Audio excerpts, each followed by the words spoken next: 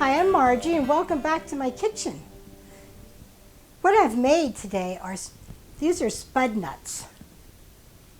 They're donuts that have been around since 1940 when two brothers invented them. And while I'm making them, I'm going to tell you the story about them.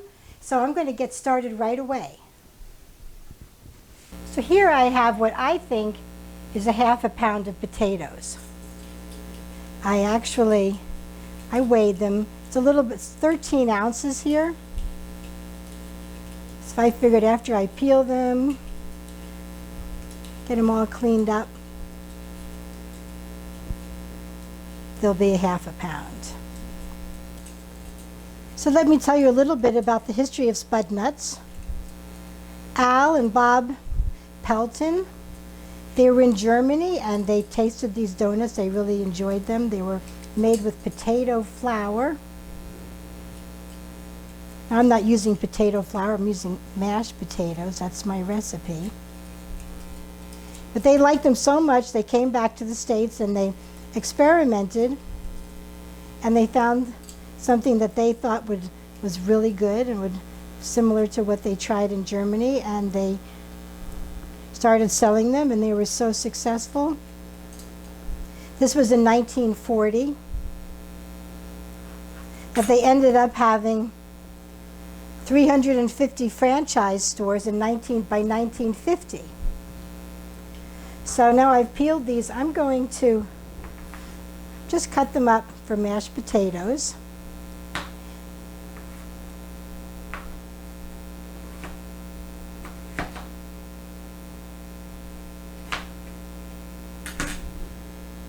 Putting them in cold water. I'm not going to salt this water. I'm tempted to, but because this is a sweet dough, I'm just going to cook the potatoes.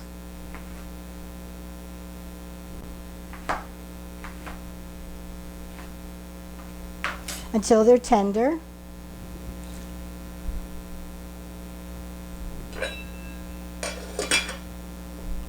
And once the potatoes are all cooked, you're going to drain them and let them cool down.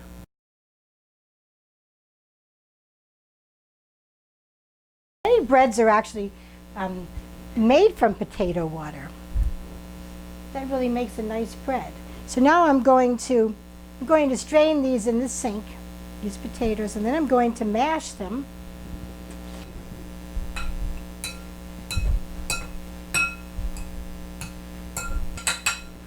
Okay, so I'm going to measure this and see how much is actually there. That dishwasher had clean dishes in it, by the way. So let me take something out of the dishwasher. I always run the dishwasher before I do a video. Get it all done so it doesn't make any noise. It looks like it's a cup of mashed potatoes. How do you like that? Guess I could have just said a cup of mashed potatoes. All right, now we want those to cool, so I'll take them back out. This is one package of yeast, and it's a 1/4 ounce active dry yeast. So I'm going to go ahead and sprinkle this on top of my very cooled, not really cooled completely. I mean, it's still a little bit warm, but certainly easy to touch. I'm just going to sprinkle my packet of yeast over that.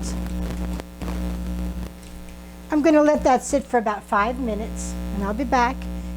And by the way, I was talking about the Spudnut Company, and I believe by 1964, they were making 400,000 donuts a day. So to our dissolved yeast, I'm going to add the mashed potatoes,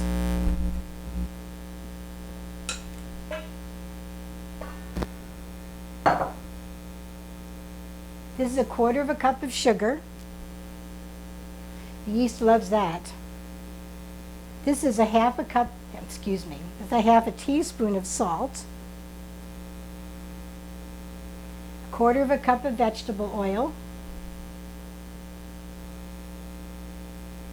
3/4 of a cup of milk, which is warmed, and then this is 1 egg that I've beaten up, just a large egg. So I'm just going to go ahead and stir that up, break it up, and then I have 3½ cups of flour. Doesn't have to be totally mixed in. I'm just getting the potatoes super wet, so they'll just break down. Okay? Don't worry if there's a few lumps. Lumpy donuts, like lumpy mashed potatoes.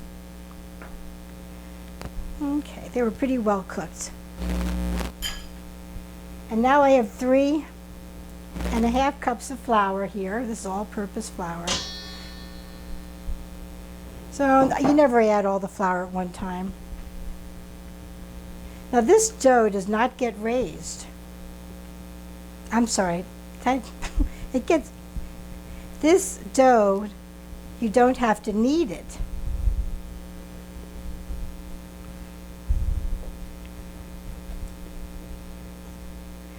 You're going to let it rise a couple of times, once for an hour and then for probably ½ hour.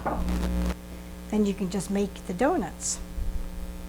It's time to make the donuts.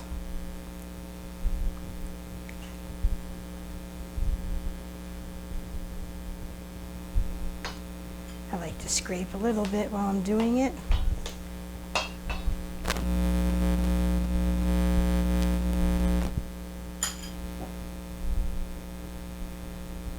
Now remember, the flour is going to get absorbed, so you don't, after the dough is wet, the flour has not totally been absorbed by the moisture in the dough. So I'm only going to add what it says. I'm not going to add any more, even if it's a little bit sticky. Because you can always add a little bit later.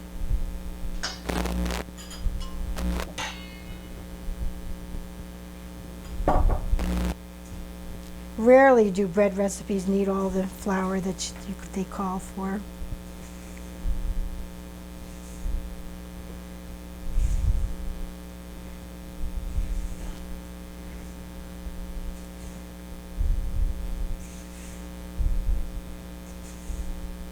Notice I'm not really mixing it in here anymore. I'm using my spatula to kind of sort of fold it on top of itself, pick up that flour. There's a little bit more. I usually leave a little flour out of a dough and then I use it later to knead the dough on a board, but since this dough is not being kneaded, if my brother were here, he'd be making a joke. Abbott and Costello joke about kneading the dough. I don't know if you guys know that skit. Should look it up. See a little oil in here. I'm just going to put some oil in this bowl here to put my dough into this bowl.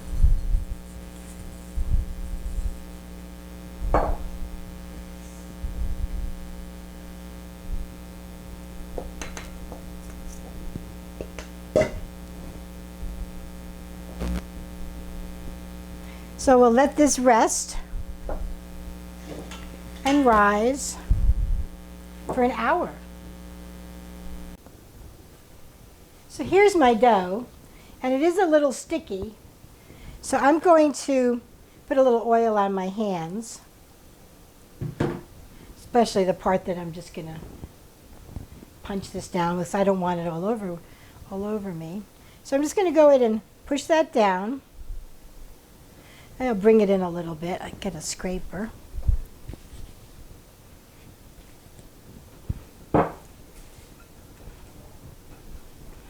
Get some of that air out.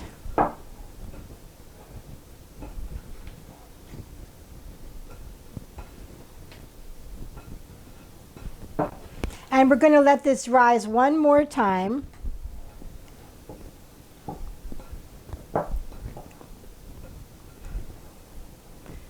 Let it rise for about a half hour.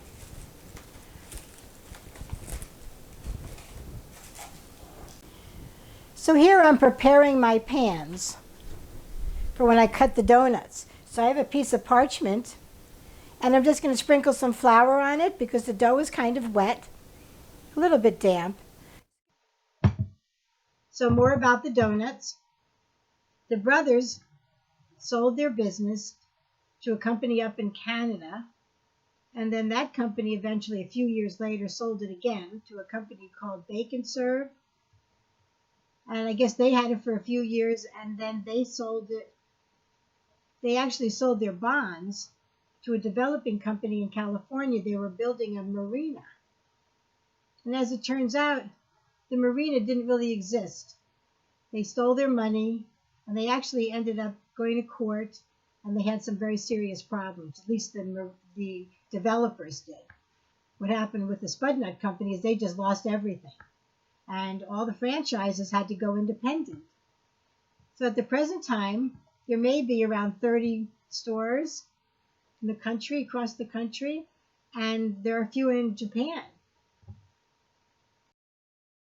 Here I have a skillet, and I'm going to be able to easily fit 4 donuts in here. This recipe that I've made, I think it's going to make about 24 donuts, so maybe I can fit 5 in here. You don't want to put too many donuts in the oil at one time because it changes the temperature. Here I have a candy thermometer, and we're going to want to bring the oil up to 375. So this is canola oil, a vegetable oil, something simple. Okay, so I'm just going to go ahead and put that on the stove. Here's my dough, and it is pretty sticky. I just followed the recipe, but we're going to put a lot of flour down.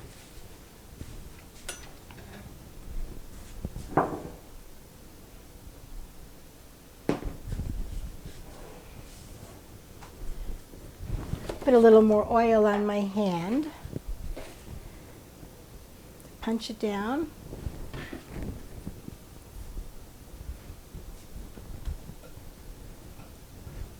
Here's my scraper.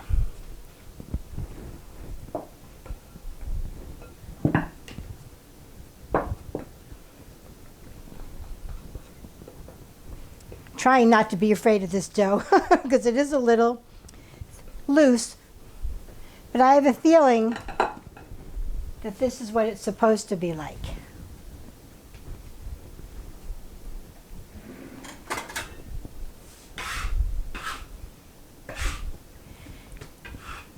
It's actually very pretty. So as long as you have enough flour, I'll just knead it for just a second. But you see, it is actually pretty nice. And it's not really sticking.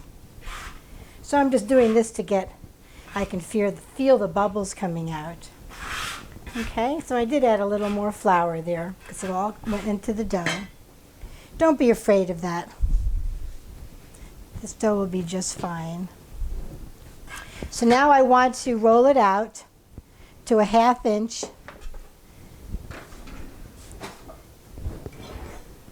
To a 1/2 inch thick.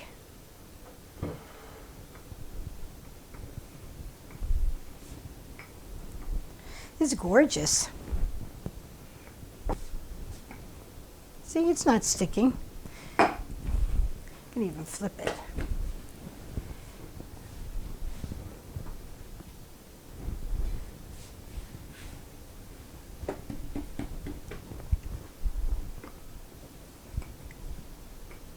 There we go. See all the little bubbles.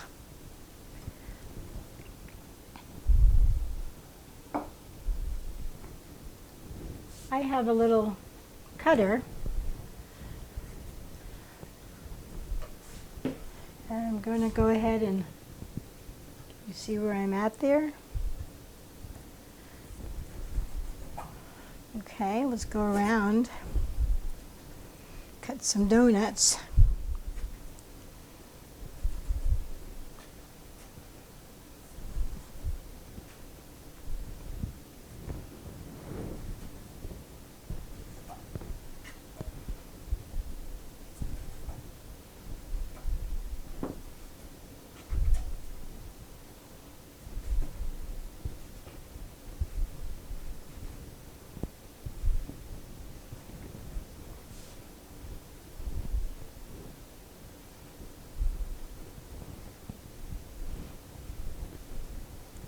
It's actually beautiful dough. So now I have my boards, my little pans all set up. Okay, so we'll go ahead and I'm going to take these little holes out. They come out. That's always been a problem with my donut cutter, is that it doesn't always cut the center out perfectly. But we'll be okay. I'll just pull it out and oh.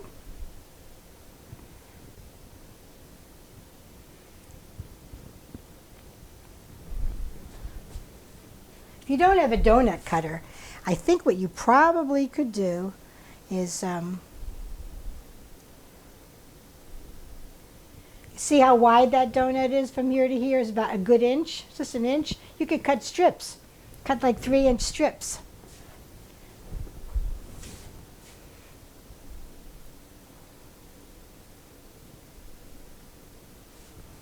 So I rolled out half of the dough, and I'm going to fry these as soon as my temperature is almost there, up to 375. So I'm rolling out the other half of the dough, or the rest of the dough that I pulled away from the round donuts, and I'm going to make just strips. For those people, if you don't have a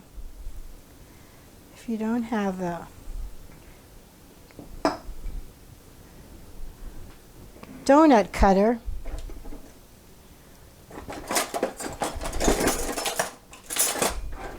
maybe you have a pizza cutter, just go ahead and cut some. Remember, it's like 1 inch. That's how fat the donut cutter is.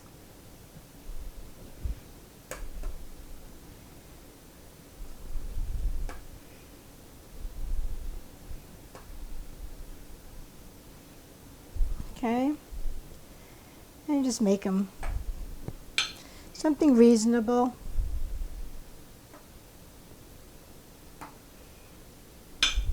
This is the glaze. It's powdered sugar. I have 2 cups here, and I'm going to put, oh, brand new bottle. I'm going to put a half a teaspoon of vanilla in straight away, and then I'm going to add my liquid, just water,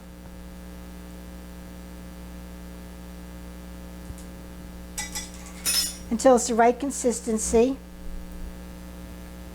Just a few tablespoons. You want to be careful. You want it to be thin. This is something that you want to be thin, so it just flows over the donuts. But I'm not adding all the water the recipe calls for, because the donuts are going to be hot. And by the way, I strained this. I sifted this powdered sugar. So as you see, that's really going to be thick. So I can continue to add some of my water. I'll go ahead and add it all, because you want this to flow over the donuts. This is a glaze. It's just, they're going to be warm, so it's going to flow over them, and it will land right in the bottom. This is a glass. A Pyrex, doesn't have to be Pyrex, but it happens to be a glass, like 9 by 13, and I have this cookie cooling rack, and I'm going to put the hot donuts, as soon as they're done, I put them on here, and then I can just pour this over it, over the donuts. And when it'll be in the bottom, and I can just scrape it up with a little scraper and put it back in here and continue to pour. I might need a little bit more, but I'm going to start with this, see how it goes. So this oil is just about to 375, and I'm going to drop a donut in. You don't want to drop your donuts in. That's one thing I want to show you. Okay, so the donut, this is ready. You want to place the donut, break the surface of the oil, and then just let them drop in. That way you won't splatter yourself. Wow. I'll put one more in. And I'm going to turn this down a little. Now I'm using wooden spoons. I'll use the back of a wooden spoon to flip it over.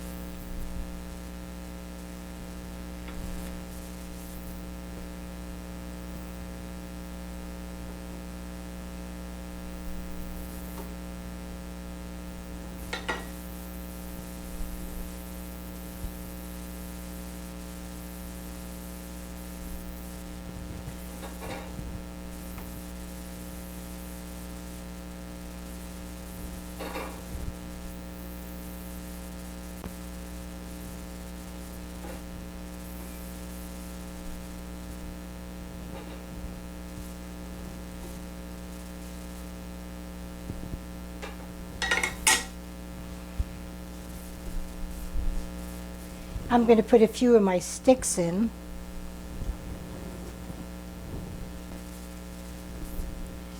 See how they come out.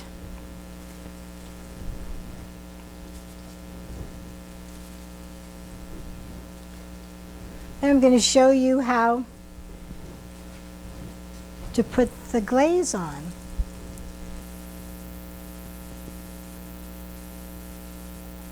See how it's hot, so it just melts right down over the donut into the pan.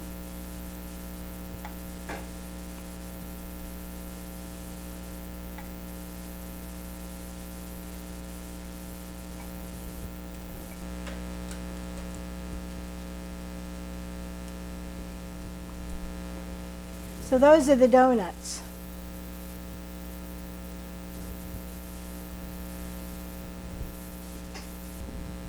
To take the icing out of the bowl, out of this bowl here, you can just take, this is a dock scraper, and just go like that, pick it up, put it back in.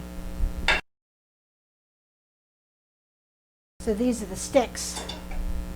They stay hot for a pretty long time, so don't get nervous about reusing the icing, okay? This might even be easier to pour over this way. Actually, the recipe tells you to dip them in. This is my own little invention.